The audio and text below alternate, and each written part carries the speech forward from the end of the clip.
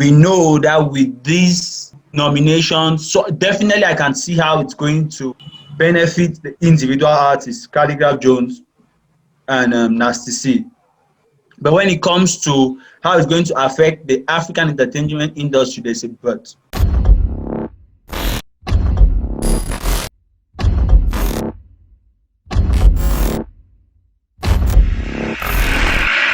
Hi guys, and welcome to another episode of Just My Opinion podcast. So today we are going to be talking about something in the entertainment field. So recently we have some Africans who were nominated for the BET Awards. We have Khaligraph Jones, Nasty C. Those are the two names which we really want to focus on because, like, we know we are kind of focused on the whole African Champions League stuff. So, and those are the people who we feel like their names have been thrown into the basket for the Champions League. So yeah, they have been nominated for BET Award, and we want to discuss, like, do we think if they win this BET Award, or if they lose, or just the fact that they are nominated, is it going to impact our African entertainment industry in any way?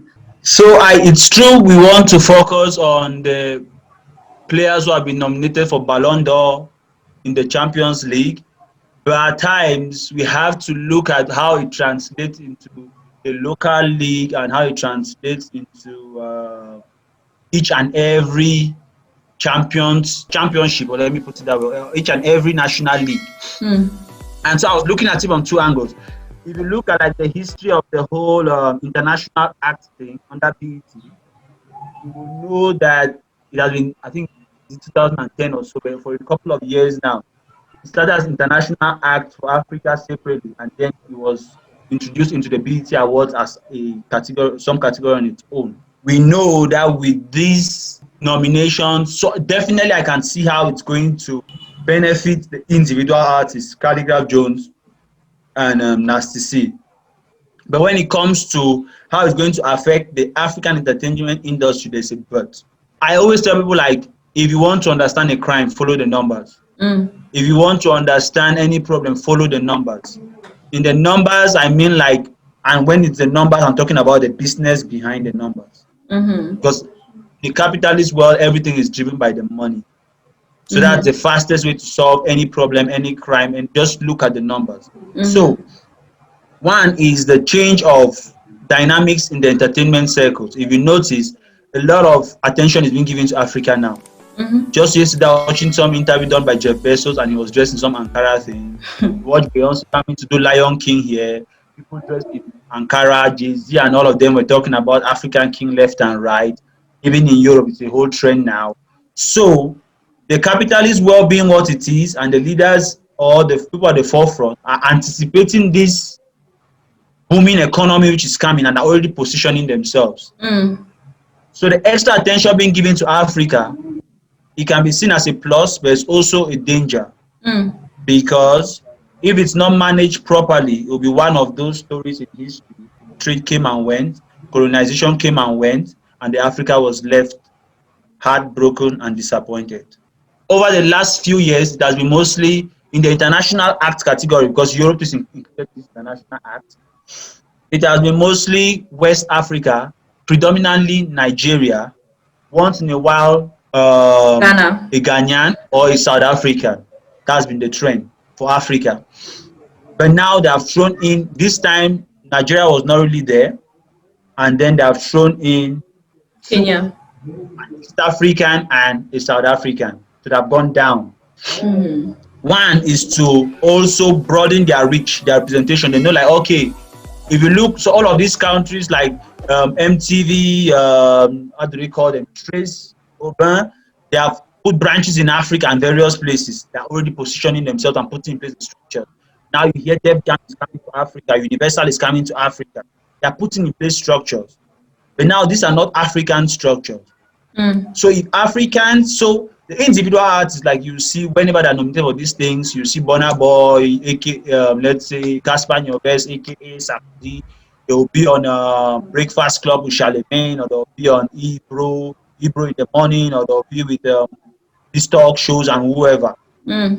But so that takes their audience to, takes their content to the American audience. That's more money for them. But even when you split this money, there will be less money for us. That's the us behind the them. because other stakeholders and shareholders come now in between them and us, and then this money does not translate directly to us. So I highlighted a number of points which, if they are not being looked into and put in place, Yeah. these nominations will mean something in the lives of these artists. They will not mean much for us. So what are some of the strategies, like, because we have raised the problem, like, okay, this might just be one of the trends, as a slave trade or whatever, coming to Africa, colonization, and if we don't take advantage of this, it might just be something which is passing us through. So what are some of the strategies which you feel like Africans can put in place to be able to take advantage of these opportunities? Because I do feel like African celebrities being nominated for the BET Award puts them on an international stage, gives them more exposure. So what can we do with this exposure in order to make it long term, not just a passing thing? In creating an enabling environment for these things to happen, we need the structures and the policies to go with it. So I said, so it's a good thing that Africa is getting all these dynamics. I'm looking at the African culture. The culture comes the music, the fashion, the movie. All of these things is the culture which we are putting out there. And so there's a lot of attention on the African culture, from Black Panther to Beyonce's Lion King album. Is just a whole display of indicators telling us that people are looking at Africa. Now, looking at the structures, I'll just list a few, but even within these few, there are other structures that have to come in place for this thing to exist.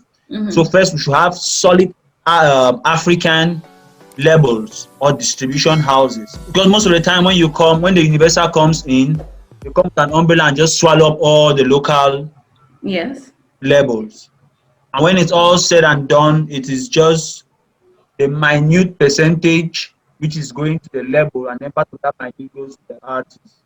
And if the label wants to complain a lot, they will convince the artist to come directly to them, and then they will push up the label. Okay. So one, the labels are not strong enough to withstand this force. To let this happen, one, policies maybe need to be put in place to say, if any label is coming to do anything culture-wise, or any international house is coming to do anything culture-related, majority shares should be owned by the local management house, be it the label or the management structure. That way, they have that strength. Although they might not have the technical know-how, but with time, they will be getting the capital, which is going to get them all the other factors to make them strong, to be able to rival the Universals and the rest. And that was the advantage America had. After the World Wars, that's World War I and II, Europe was weak, and America could comfortably protect their own industry to grow. And now the rest of the world is just playing catch up. There is no unique situation to give Africa to protect itself. We should just be aware of that. That's what we need, and we come up with strategies to see how we can protect our infant industry to grow. Artist management. So we should have top class. You go to most levels, you don't have things like the A&Rs, the various people that have to play to make sure that the artist, the brand, the artist, it's where it should be in the global scene. So when the Universals come and they're like, okay, we have this, we have this, we have this, we spin this guy in our system, we'll put in 1 million and it's going to produce 10 million. The African level is dumbfounded and looking like this is magic. They don't even know how to use the 1 million to make 2, not talk of 10. So the artist looks at it left and right and like, preferably we go with these guys. Yeah. And then now when they make the 10 million, 8 million goes back to America, leaving the African artist and his label where they were at. And then they use that capital now to even build more infrastructure. So when it even comes to the next thing I'm talking about now is the distribution channels. When you have the Apples and the Amazon Musics or whatever, now the YouTubes already partnered with all of these labels and these management structures, so they are controlling the whole supply chain of entertainment or this whole supply chain of culture. And then they know how to ensure that we put 1 million and we get 10 million there. Yeah. But now we don't have these distribution channels, or at least we don't encourage our own distribution channels to have been created.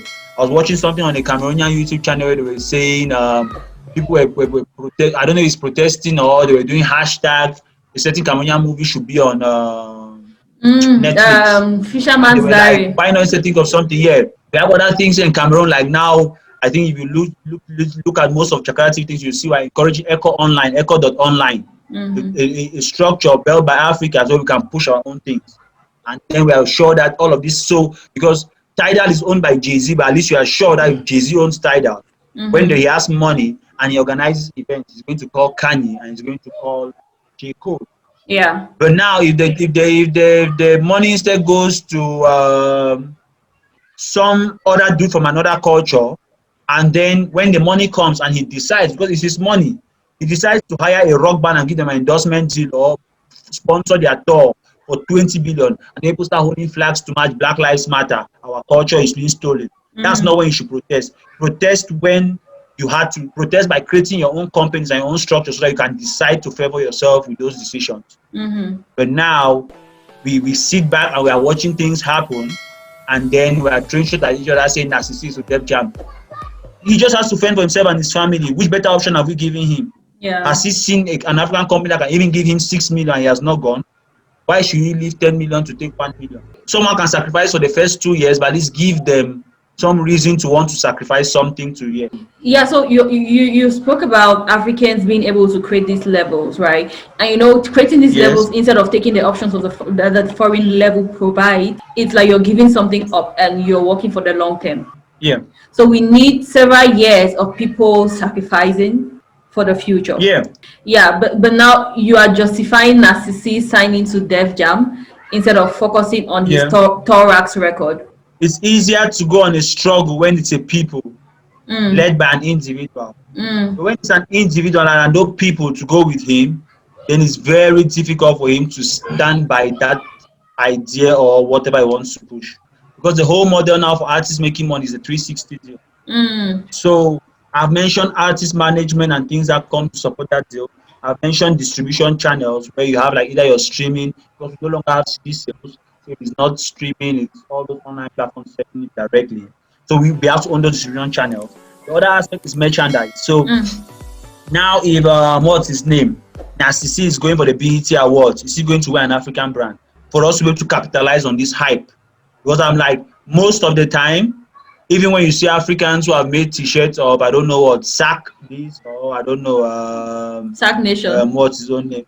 Yeah, Sack Nation things or AKA doing his brands, their various brands. Most of them are just outsourcing these services. It's not like we are producing t-shirts. It's the textile thing in Africa. Most of these designs are even being printed and just put in packets and sent to Africa for us to consume. And it's looking like it's our thing, but it's not really our thing. Look at even like the Ankaras now. The Chinese are now making better Ankaras than we make here in Africa. Historically, Ankara, even like the Dutch were making Ankara for a while. We have our own local fabrics we make, but we have not even thought of mechanizing. As I said, we have the problem of not looking for solutions to our problems. We're looking for solutions to other people's problems, and then hoping that other people will solve our problems. You know, when Salatiel did this whole collaboration with Beyonce and the video came out, and we're very excited about it, but then a lot of people spoke up and they didn't really like the idea that Salatiel didn't really promote Cameroon, that there was an opportunity for him to put Cameroonian on the international stage. Yeah, or at least Africa on the international stage, and they were like, you just wore a plain t-shirt which doesn't say anything about Cameroon. So, but some people were like, Salatiel didn't really have a say in this project. He was just there. Even Salatiel said that. That was just giving instructions. I think if you're in Salatiel's position, what do you think you would have done differently? That's why I said when it's like what the example of Narcissi, when it's one person without the support of the people, then you are weak. Yeah. So if Salatiel is sure that he has Cameroonian support, and then there can really be a backlash if he does not represent Africa and Cameroon enough, then he can stand up to Beyonce to say that my people don't want this. But most of the time, Salatiel is not even too sure that Cameroonians will support him in his stance of Cameroonians, not talk of Africans. And I'm very sure that people like maybe is it Shatta Wale? Who else was it? Shatta Wale. Yeah, is it Tiwa Savage? Yemi Alade was on that project too. Yemi Alade, yes. Yes, so people like the Yemi Alades will have a stronger seed than the Salatiel. Maybe because they are from Nigeria and then they are sure of the numbers that they come with and things like that. So it's just as I said, it's a number game. If Beyonce knows that she's talking to somebody who is coming on board, with, I don't know what, 1 million whatever subscribers and streams and whatever, she knows how she's talking to you. If she's also talking to somebody that she just feels like, I'm just putting you there to complete the list that we have everybody everywhere. We can replace you, anybody from that country, and it will still be the same thing. Then there is a way she talks, she comes to you. So there are all of those bargainings which, looking at it from outside, you really cannot give an opinion. But I'm sure that if he went that way, then his hands were tied and there was only as much as he could do. Yeah. And then the last thing I wanted to list with regard to structures and policies was royalties and property rights. Okay. So it's really messed up political and law-wise with regards to our royalties and property rights in Africa. So when some of these things come, like you hear, even when we have Cameroonian artists having court issues of, let's say, like, was it the Zamina Mina thing, where Shakira and a number of artists like Michael Jackson and the rest have used Manu Dibango's part of his songs. Shakira used some other Cameroonian group, their song and things. Those cases have to be fought, but from Europe. Because they have the laws that can address these issues. Yeah. But in Cameroon, it's not even an issue. Those things happen every day even amongst ourselves. So there's no law and there's no structure to actually follow up those things. People don't get their royalties that they are due. So I was also reading the other day, like, there's this Cameroonian in France who has just taken a number of African artists, their songs, and registered it in France, and he's the one collecting the royalties. Because if nobody is doing it and there's nothing to follow it, he can as well just be eating off that money. He can be eating off the content which is there. If he does not do it, some white or some European company will do it and get that money.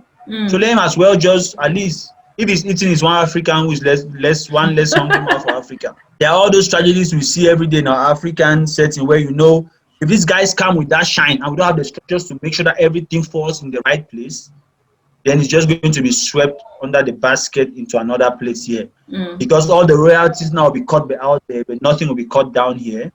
And then we cannot even claim anything because we don't have any laws, no structures to follow up things. So the only chance he has is if some royalties are collected for him out there, then he has royalties, but here, forget about it. So what's his point of selling or promoting anything here if nothing comes out from here? As an African being nominated in the BET Award, putting yourself in this international stage is a good thing. It's good for the African entertainment, but then it might just be a fleeting trend. And it's left for us Africans to put in all these strategies, put in all these policies in order for us to make it lasting, for us to make it a long-term thing. We all have a role to play, from the politicians to the artists to the fans. If everybody, and that's where we start by should I call it igniting these conversations here. But now it's left for the other stakeholders to catch on this conversation and then take it to the next level. Yeah. So even if you're an artist, you can say, okay, I'm receiving this 1 million. Maybe I might not be the generation that is going to benefit from it. If I take this 1 million and invest in setting up a solid structure of a label, then the next generation who comes to that level is going to benefit. Or a distribution or a merchandise thing, or getting into politics and making sure that the laws and the policies are being put in place to make sure that artists get their royalties and their property rights and all of those things. It's a discussion which should start here, but should translate into real world by action. So thank you guys very much for tuning in. Thank you for sticking with us till now. Make sure to subscribe to Chakara TV, hit the notification button, and thumbs up to this video if you found some value here. Thank you guys, and bye.